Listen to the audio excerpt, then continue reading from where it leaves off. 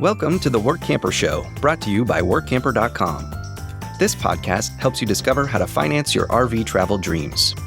Each one of our episodes will introduce you to people who are already living the RV lifestyle or to work camping opportunities all around the U.S. You'll also learn how to hit the road the right way and make the most of every opportunity. Now let's turn over today's show to your host, Greg Gerber. Today I'm interviewing a representative from RVshare who offers advice on how new work campers can jump into the RV lifestyle. She also offers information about how any RVer can make money when not using their RVs. Today's episode is brought to you by the featured employers at Workamper.com. These Workamper employers have taken the extra step to share some photos and detailed information about their Workamper programs. Check them out today. Opportunities exist for solos, couples, and families, whether they're full-time, part-time, seasonal, or even long-term jobs. Most are income opportunities, and others involve volunteering at locations throughout the United States. Go to www.workamper.com/FE to meet the featured employers today. Are you an employer seeking to hire work campers? Then learn how you can benefit from year-round recruiting by becoming a featured employer at www.workamper.com/FE details. Maddi Bourgerie is the Senior Director of Communications for RVshare. It's a company based in Austin, Texas that enables people to make money by renting out their RVs when they're not being used. She has worked in the RV industry for more than a decade. Maddi doesn't own an RV yet, but she has rented more than 20 of them for her journeys that have taken her to almost all 50 states. Maddi explains how RVshare grew out of one newlywed couple's desire to utilize their RV after their honeymoon trip. Today, the company serves more than 60,000 RV owners across the United States who have rented out their travel trailers, fifth wheels, and motorhomes more than 5 million nights. In addition, Maddi talks about a recent trend report prepared by RVshare to explain how people are using their RVs. For people planning their next adventure, Maddi describes the 10 most friendly and least friendly outdoor cities in America. To tell us her story, please welcome to the show, Maddi Bourgerie, the Senior Director of Communications for RVshare. Thanks for joining me today, Maddi. I appreciate it. How long have you been working for RVshare? Hi, thanks for having me. I've been at RVshare for going on 6 years this winter.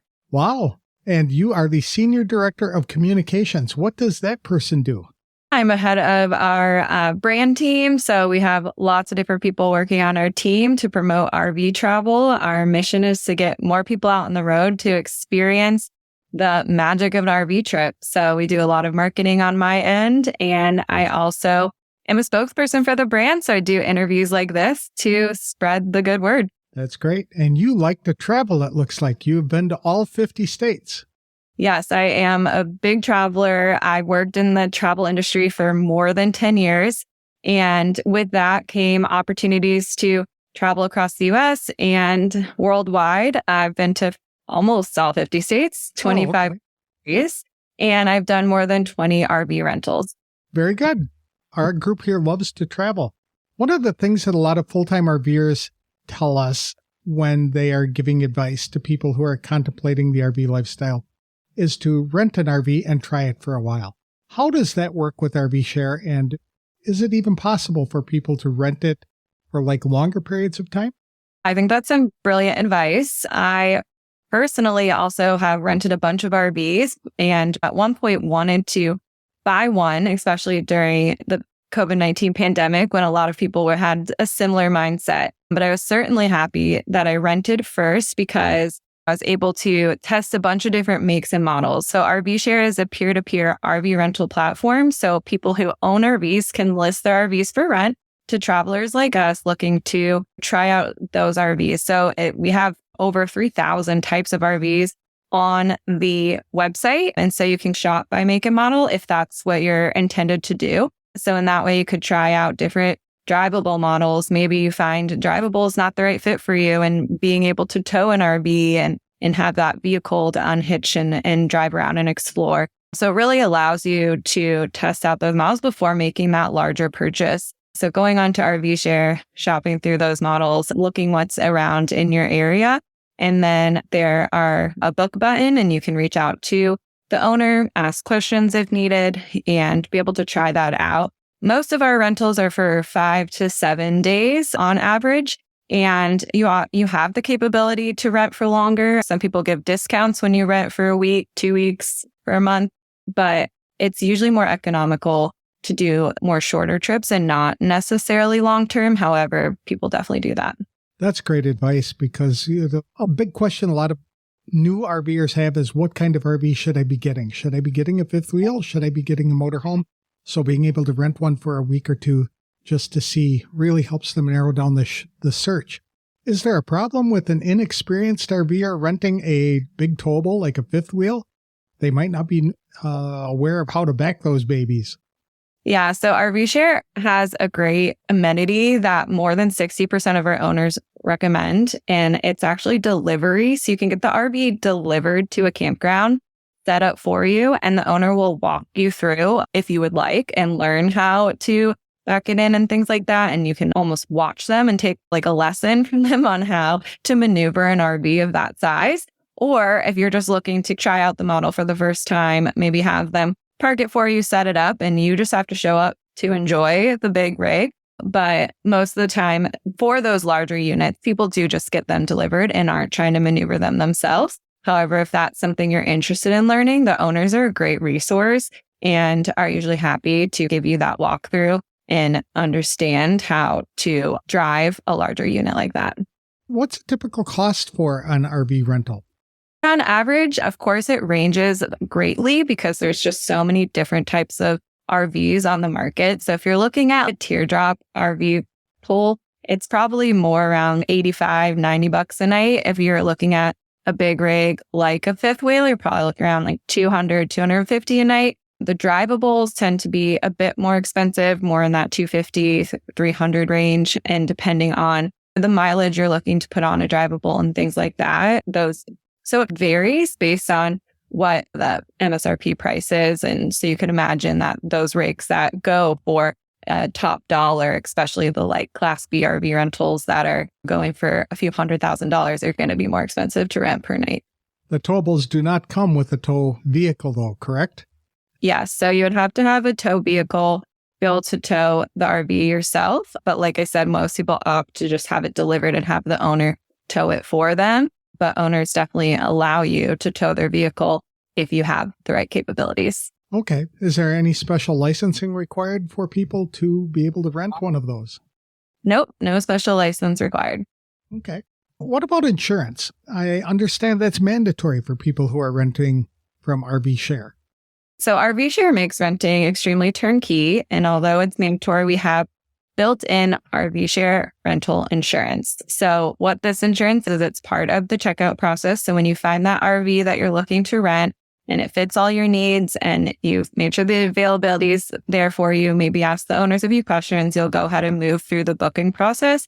And in that process, it asks what type of insurance you would like. We have 3 different types of packages and at a different price point, ranging from $19 to $25 a day. And so within that insurance, you're covered for driving it and or campground liability and coverage, any type of damages and things like that. When you are driving an RV, of course, there's obviously a chance that something might happen, but you can feel reassured that you're covered properly for all those types of occurrences. That's good to note. There's so many things happen when you're out using an RV. What kinds of damage does that kind of insurance cover? Does it include anything? You break a cabinet door or something like that, or is it pretty much to the vehicle itself? Yeah, so for our basic package, that's more kind of damage on the road or any like liability coverage. And then our premium package does have more of that like interior coverage where if something was to get damaged inside the RV, that's covered. So I usually opt for that top tier package just to feel reassured that all my bases are covered and I'm comfortable with the trip we're about to take and that there's no worry. It's only $25 a day. It really is peace of mind to have all of that. It's just one less stress thing to worry about. Are there any restrictions for using the RV when it's rented through RVshare? For example, if somebody wanted to go onto BLM land here in the Arizona desert, which is off-road and in the sandy area, would they be able to do that? Owners have the opportunity to write their own rules for their vehicles. So that's the beauty of a peer-to-peer art rental marketplace. Maybe you're an owner listening to this and thinking, wow, this would be a really good idea for me to make extra income by renting out my rig when I'm not using it. However, I'm concerned about this exact thing, right? I want to make sure people respect my RV in a certain way, or it's not really equipped to go off-road and into the sandy desert. So here are the rental rules. And so you can write those rules based on what you want to allow travelers to do with your rig. I've had RVs rented before that I've personally rented that are equipped to go and to be on land with more of a jacked up rig, larger tires, off-roading capabilities. And there's no issue doing that. However, there's other RVs I've rented that say we prefer if you didn't do that. It's within the rental rules and policies based on the rental listing you're looking at. Is there a mileage allowance or a cap on the amount of miles that somebody can drive or take that RV over the course of the rental period? So that's also up to the owner. So when looking at a listing on RVshare, you just want to make sure you're looking at all those details. I'd say on average, most RVs allow about 100 miles per day. So when plotting out a road trip, you just want to get an average of how many miles you're thinking you'll travel. If you're going over that $100 or 100 miles allotted per day, then they'll have a mileage overage fee, and maybe that's 10 cents, 50 cents a mile over that $100 per day. And so you would have to expect that to be baked into the final cost. So that's just something to think ahead when looking at the RV you would like to rent. How RVshare came about is a fun story. Why don't you tell people how the company was developed and why? So RVshare has been around for over 10 years now. It started in 2013. And the year prior to that, our founder, Mark, and his wife were bought an RV actually to travel for their honeymoon. So they did an extended trip traveling the US in their RV. And when they returned, Mark was looking for a place to rent out his RV and found that nothing like that quite existed yet. And so he started RVshare and quickly grew the business. And we're finding that other people within the industry were looking for a similar outlet. And we now have more than over 100,000 listings. We've booked more than 5 million nights of camping on RVshare and have had thousands and thousands of happy campers. And we have a 94% 5-star review rating. So people really love to travel this way. And I think really enjoy the experience of being able to travel in an RV without making a major purchase. So it's a really cool part, I think, of the travel industry that's really developed over the last decade. And it's just allowing more people to get outside and have that experience. What can an RV owner do to have their RV listed if they want to rent it out on a short-term basis? Yeah, I'd recommend going to RVshare.com. We have a bunch of great resources on there that probably would be able to answer some of those questions that are popping up in your mind. How do I protect my rig? How much time and effort is this going to take for me to rent this out? You could also rent it out for a short-term period. Maybe you just want to list it for a few months and you're using it for the next few months. And there's a bunch of different resources on our website about how to get that listed. You can list for free. We also have a rental coaching team that could help you answer any questions about how to list and the requirements and things like that. And then we also have an RVshare community on Facebook that has a few thousand owners in it that have lots of experience in this space and would be able to help answer any questions you might have. One of the things that you had mentioned before we started the interview was that renting an RV is great for group travel. What do you mean by that? Like the entire family getting together for a family reunion and deciding to go somewhere? Yes, absolutely. I think if you're somebody who owns an RV or not, but I think it'd be great for maybe you have an RV, but your family doesn't or your extended family doesn't, be able to rent RVs for those who don't own and meeting up at a campground and having those RVs delivered. So maybe you could have a few different units to gather everyone together. There's so many great campgrounds out there with amazing amenities. And I think it's a awesome experience to camp under the stars, gather around a fire pit and just have those fun, long conversations around the fire. And having the RVshare available to those who don't own an RV is a great way to have those short-term rentals in the RV delivered and have a great experience for group travel. I've talked to a number of campground owners who really like the fact that their campgrounds are used for those kind of big group events. And they rent out their cabins, and if they have RVs, they rent them themselves. But this allows the campground to have basically unlimited availability of the rental units because you're bringing in an RV, setting it up for people, and they're just coming to enjoy hanging out with everyone at the campground. I really like that. What about children? Are there any restrictions on use of the RV with kids, or is that, again, up to the owners? Yes, no restrictions from RVshare. You have to be 25 years or older to rent, but children are welcome. And I've never really seen an owner restrict any different age groups or family like that. But I think as just making sure that the RV is equipped for kids and meets your needs and meets your needs as whatever your party looks is definitely important. But I think RVs are great for family travel. Kids really enjoy them and find it really exciting to be in this mini home on wheels. You folks just released a study that was interesting about the most friendly and unfriendly outdoor communities in America. What prompted you to do that study? I think we're just looking to highlight the different places and cities that might be surprising how outdoor friendly they are, or how maybe they're not as outdoor friendly as their cities might perceive them as. And I think too, we thought for those that maybe aren't as outdoor friendly to highlight why they could be and why they do have great offerings for people to still get outside and travel. RVshare has RVs in all 50 states and every city across the US. So even if you live in one of the cities that we highlighted, some of the top ones that made our least outdoor friendly list was Houston, Texas, Rochester, New York, Hartford, Connecticut. But we have RVs there, and there's people obviously who experience the great outdoors there still. And I think there's amazing ways to get outside and just experience the magic of an RV trip. The number one city on the most outdoor friendly list is Seattle. And I would agree with that. I've been there, and so is Denver. Great places to go. What would you like people to know about RVshare most? Yeah, RVshare makes it extremely easy to experience RV travel. Like I mentioned, we have more than 100,000 RVs across the US, including Alaska and Hawaii.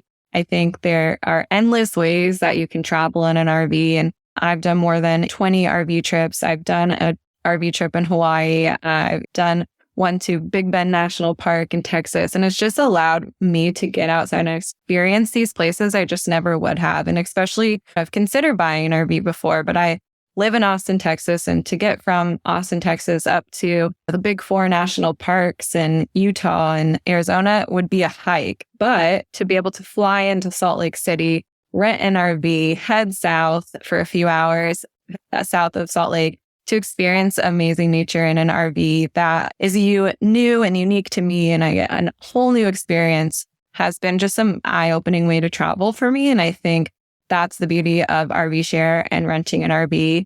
And even if you own a rig, maybe you want an RV in Alaska, don't drive yours. Fly up there, rent another one, and experience the state for yourself in an RV because you love RV travel already. So I think it, again, just opens doors for people to have different and unique experiences on the road. I agree. So that's an excellent point. Even full-time RVers who are traveling around the lower 48, if they want to go up to Alaska, rather than make that 3,000, 4,000 mile trip, it's better to fly in there and just rent somebody else's RV for a couple of days. Where can people get more information about this opportunity? Please visit us at rvshare.com or follow us on social media at RVshare. Very good. Thank you so much for your time today, Maddi. I appreciate it. And I hope people take advantage of RVshare as an opportunity to test the RV lifestyle before they jump into it with both feet. Thanks for having me, Greg.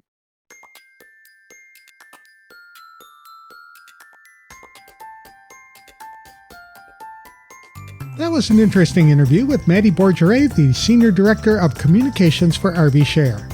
A lot of Workampers I've interviewed over the past 5 years have encouraged people who are contemplating the RV lifestyle to try it first before jumping in with both feet. Thanks to RVshare, people can rent an RV for a few weeks to see if they would like living in one full-time. One of RVshare's most popular features for newbies is to rent an RV and have it delivered to a nearby campground so it is already set up for them. Some owners will even show renters how to drive and back the RV and connect it to campsite utilities. That's a real plus for people who've never used RVs before. RVshare requires customers to sign up for one of the company's 3 insurance plans, which currently range from $19 to $25 per day, Maddi explained. A benefit to that program is there would not be a ding to your own auto insurance policy if you had a problem.